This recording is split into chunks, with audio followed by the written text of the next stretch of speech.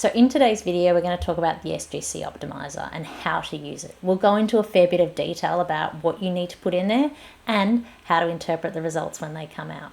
It's a step-by-step, and I'll include some sample data to show you how it works. If you're new to SGC, check out my videos on how to calculate SGC and also my other video on using the waterfall approach to reduce your SGC obligations. To buy your copy of the SGC Optimizer, head to my website on 2pr.com.au.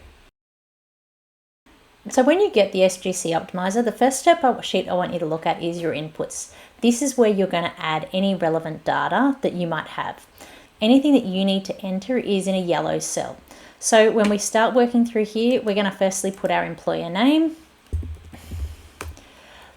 The lodgement date of the SGC, this is really relevant because it's going to calculate your nominal interest up until that date. As we've previously discussed, your SGC nominal interest is calculated from the start of the quarter for which you paid SGC late up until the date you lodged. Now, I recommend for this that you put a date a week or a couple of days ahead of when you're currently preparing it. This is because it's probably going to take you a couple of days to go through the data, talk through your client, maybe getting it through review. Alternatively, you can use the lodgement date of today's date. The nominal interest rate is 10% as per the standard regulation. This is the SGC rate that is currently applicable. The first transaction date is the date that the salary was paid for which your first SGC obligations were made. We have a $20 admin fee payable. That's just set by the statutory rate, and the tax rate that we want to keep in here is 30%. Or if you're applying the small business rate of 25%, you can change that as well. Again, this is more for illustration, and I'll show you why that counts in a later date. If we work down the inputs page, there's two sections that are relevant. The next section is the employee ID, and this is where we want a list of the employees that we're using.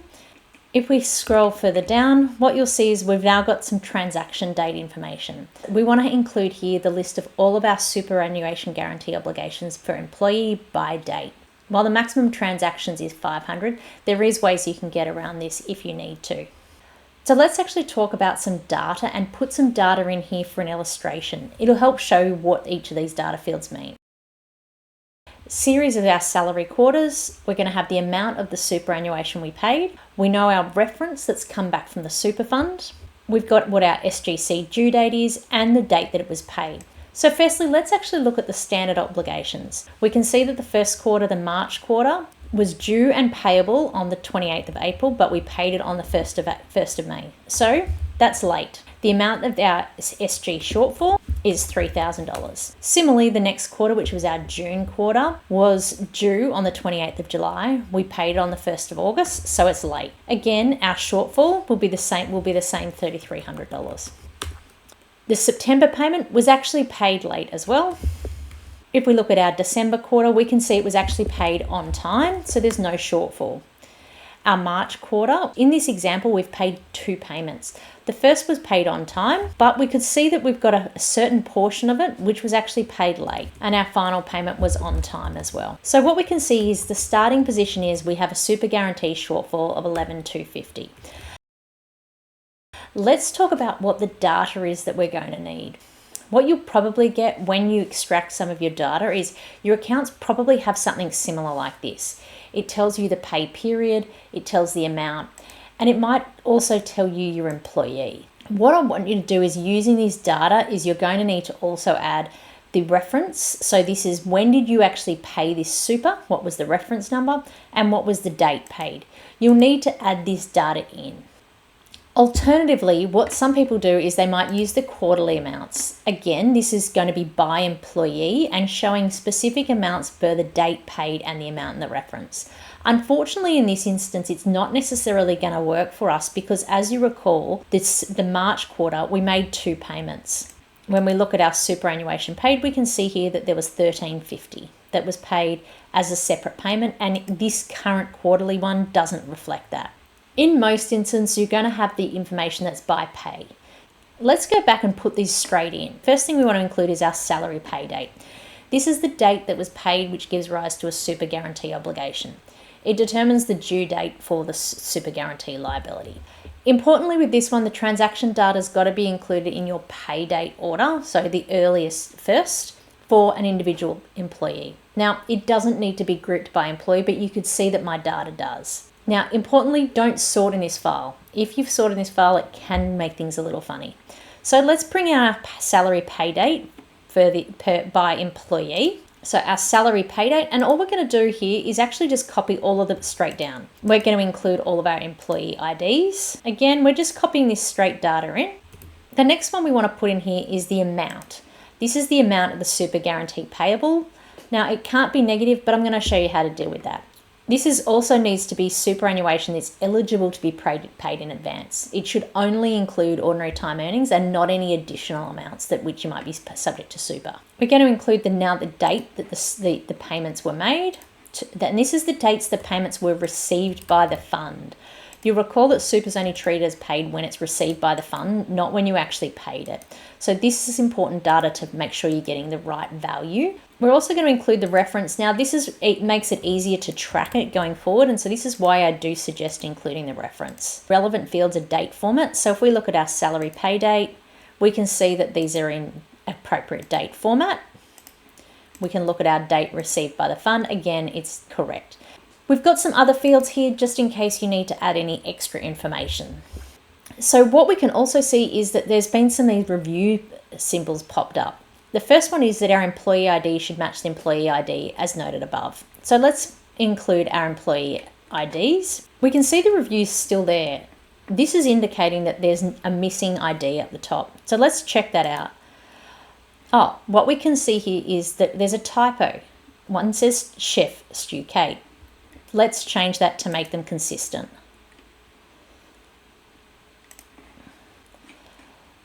That review has now gone. We've also got a review here next to the amount. This is giving us a warning that the amounts can't be negative. Let's have a look at why. So what we can see here is that in September, we can see that Captain Lee, someone's put the journal in and reversed it. So we need to remove those two lines because they offset each other. The review's still there. There must still be another one. Let's check the drop down. There's another minus 600. Here we are. We've done the same thing in the same month for Kate. We can delete them. We don't need to move up cells. We can do these checks before we bring in the data, but what I'm showing you here is the fact that you can do some cleaning up in this data while it's through. We can see that there's no employee ID, which is great. When we look up here, our first transaction date, this is now auto-populated as well.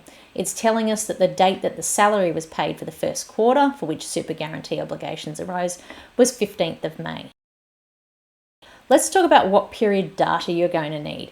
What we can see here from the work we did earlier is we've got 3 quarters that we've paid late, a couple of periods paid on time, as well as some late.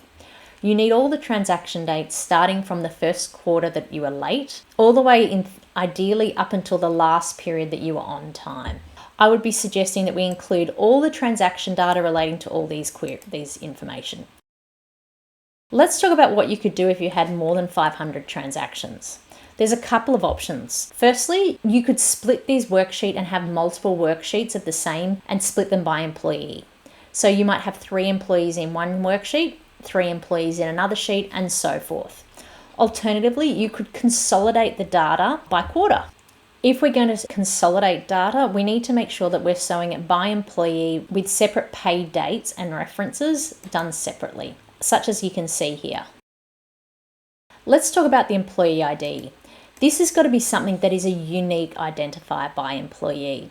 It's got to be consistent with the data you're going to use in the transactions, but it could be anything. It could be your name, it could be an employee ID, it could be your TFN. I do suggest that you don't include both the employee ID and the TFN. Ideally, just use their employee ID or something that is a unique identifier that isn't going to give rise to some privacy concerns.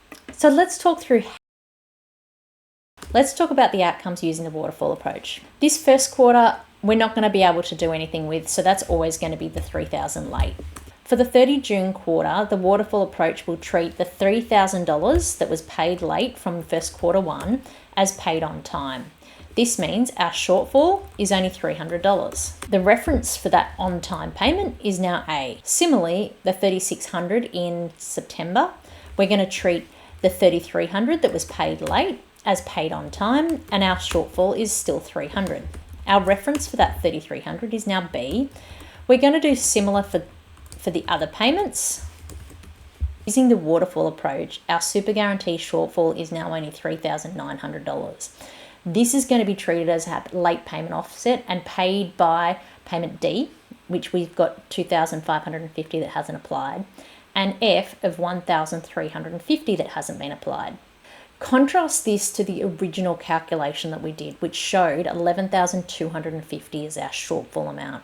We can see that using this waterfall approach is going to give us a huge benefit on our SG shortfall. Let's see how that now flows into the SGC calculator. So our SG shortfall, you can see we've manually calculated here, is $11,250. Let's now look at the outcomes. I'm going to skip through the overview first because this is a summary. Again, we've got a summary here. Let's start with row 43, which is our late payment offset method. Let's look in particular at the June quarter. You'll recall we've had a super guarantee liability of $3,300. We didn't originally pay any on time, so we have a super guarantee shortfall of $3,300. Our nominal interest on this shortfall, so the interest calculated using a 10% rate from the 1st of April 2024 up until the date we lodge our SGC statement, is $414. We've got an admin fee of $40, being $20 per employee. Now, you recall we paid it late, so we're eligible for the late payment offset. And what this shows is that on lodgement of the June quarter SGC statement, we've got a super guarantee liability of $452. You'll recall that none of this is tax deductible. As a result, we've got non-deductible super, including the interest and admin fee, of $3,752. Each of that is being calculated in this manner using this sheet, and we can see our total super guarantee shortfall is $11,250. Using our manual calculation, we got this same shortfall amount. Let's see how the waterfall method has been applied in the SGC optimized calculator. Again, let's look at the June quarter. We had a prima facie $3,300 SGC liability. What we're doing as part of this method is treating our $3,000 late payment that we made for the March quarter as the prepayment of our June obligation. This reduces our SG shortfall down to $300 and has a flow-on effect of reducing the nominal interest. We've actually paid this amount of super, $300 of this super late, and as a result, our outstanding SGC liability is $77.50. A similar method is applied for each of these quarters, and what we can see here, the total SG shortfall using the waterfall approach is reduced down to $3,600. We can also see our non-deductible SGC has reduced down to $4,000. Let's see how this has flowed through the rest of the work paper. Here we have a summary that tells us our SGC shortfall, so how much of our super was late in payment in the first row. So we can compare the normal late payment offset method to the waterfall prepayment method. The SGC liability is how much we're paying upon lodgement of the SGC statement. We're also going to be able to compare our non-deductible super guarantee charge at the 100% tax rate. So how much of our super guarantee and the amounts that we've paid do we have to treat as non-deductible? We've got a direct comparison here, which is called our benefit. So this is just the difference between these two numbers. We've also calculated here the tax benefit. So this is where, you'll recall, we put our tax rate in. So this is going to tell us overall, using this method, again, at the summary all the way at the top here, is that we had the difference between these two methods. So this is our non-deductible super guarantee. This is the tax effect of that amount. And we can see there's a difference in the SGC payable. So as a result of using the SGC optimizer, we can see that the cash tax impact of using this calculator was $3,351. You'll also need to keep a record of which payments you're attributing and apportioning to which super obligation. At the bottom here at row 75, we've got a linking and a tracking that tells you exactly which payments we're applying to which obligation. This is going to show you which payments have been treated as attributable to which period. So we can see here that the payment that was made on the 1st of May has been treated as attributable to our June obligation for Captain Lee. This is going to show us and keep our record to show you which payments have been attributed to which quarter. We also have the same approach, and so you can see each calculation by employee. Firstly, we want to change our employee name here, or put the employee name is that we want to look at. And we can now see there's exact same calculations for that particular employee. This is a really good way of double checking and having a review of the outcomes to make sure that they're getting what you expected. So now you've used the calculator, we need to have a look at how this flows into the SGC statement. When you're happy with all the outcomes that are coming through from the SGC calculator, what you're going to need to do is populate this SGC form for each quarter by changing the quarter start date. If you're happy with the outcomes that are coming through, you'll need to copy the data from the SGC statement in the calculator into your ATO form. You need to lodge an SGC form separately for each quarter. Let's look at our SGC statement using the waterfall approach for the June quarter. You'll recall we've now got the $300 is our SG shortfall. So how do we convert that into our SGC statement? Here's an SGC statement I've pulled from the tax office website. I'm going to make sure that I've got the correct quarter. I've also got the same date of lodgement from what's in my SGC optimized calculator. I'm then going to copy the same SG shortfall and the same late payment offset number. What we can see is the nominal interest has been calculated in the ATO form, $18.71. Let's compare that to the SGC calculator. As you can see, we do have a slight rounding difference. We have to rely on the ATO form. Also got in this calculator here is the section D totals. This is going to provide you a useful cross-check that you've got everything correct. These numbers here, which is our total SG charge payable of $77.50, should agree to the ATO form. These are the same numbers that you've got on the ATO form. There's our $77.50. Again, slight rounding differences.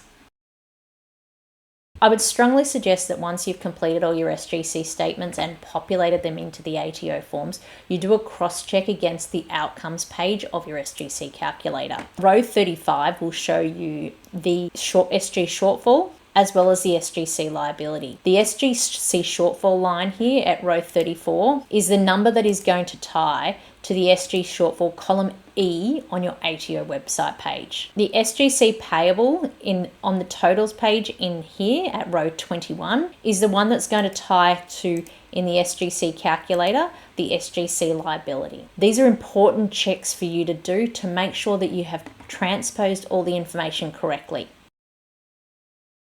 When it comes time to talking to your client, you want to talk to them about the benefits of using this worksheet for you and why you have done this additional work for them. What we can see here is that the SGC payable, so the cash that is paid when you lodge the SGC statement in this instance, there's a benefit of just of $800. It's also important to flag to your clients that the result of you doing this work has reduced the non-deductible SGC component. Really important for you to flag this to them as well, to give them an idea of the total benefits of using this calculator. Thanks for watching this video on how to use the SGC calculator. Hope you found this video helpful. If you've got any questions or need some help in it, feel free to reach out to me. Always interested to hear bugs or the benefits that you've been able to provide to your client. Leave some comments down below if you've used this calculator and been able to get a benefit for your client.